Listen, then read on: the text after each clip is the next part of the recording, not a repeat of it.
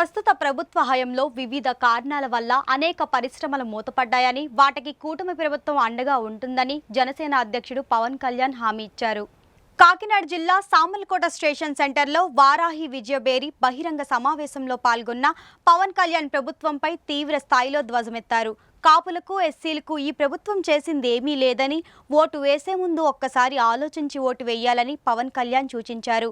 ఈ సభలో పెద్దాపురం కూటమి ఉమ్మడి టీడీపీ అసెంబ్లీ అభ్యర్థి నిమ్మకాయల చినరాజప్ప, కాకినాడ పార్లమెంట్ అభ్యర్థి తంగళ్ల ఉదయ్ భాస్కర్, జనసేన పార్టీ పెద్దాపురం ఇన్ఛార్జ్ తుమ్మల బాబు, బీజేపీ పార్టీ ఇన్ఛార్జ్ విత్తనాల వెంకటరమణలతో పాటు భారీ సంఖ్యలో బీజేపీ, టీడీపీ, జనసేన నాయకులు, కార్యకర్తలు పాల్గొన్నారు.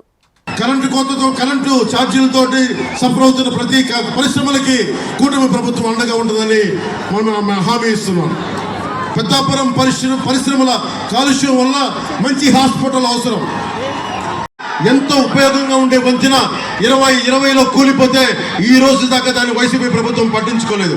మన కూటమి ప్రభుత్వం రాగానే చినరాజప్ప గారి ఆధ్వర్యంలో దాన్ని పూర్తి చేసే బాధ్యత తీసుకుంటాం.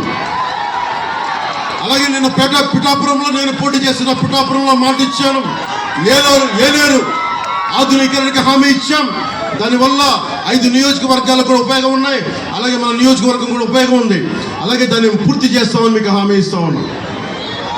కాపులకి రిజర్వేషన్ ఇవ్వను అంటే సంతోషం, కానీ కాపు సామాజిక వర్గం ఓటేసింది. కాపు సామాజిక వర్గం సంపూర్ణంగా ఓటు వేయకపోతే జగన్ గెలవడు. ఈరోజు కాపు సామాజిక వర్గం కూడా ఆలోచించాలి, బీసీ సామాజిక వర్గం ఆలోచించాలి, ఎస్సీ సామాజిక వర్గం ఆలోచించాలి.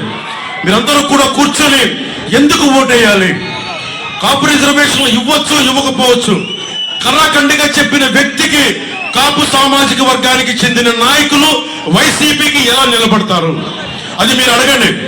చలమలశెట్టి సునీల్కి ఎంపీగా వస్తే నీకు ఎందుకు వెయ్యాలి, కాపు సామాజిక వర్గం అడగాలి. ఎస్సీ నాయకులు ఒకటే అడగాలి, ఎస్సీ యువత ఒకటే అడగాలి. నువ్వు మా కులస్తుడిని చంపేసి డోర్ డెలివరీ చేస్తే అలాంటి వైసీపీ పార్టీకి మేము ఎందుకు ఓటు వేయాలి అని చెప్పాలి అని అడగాలి.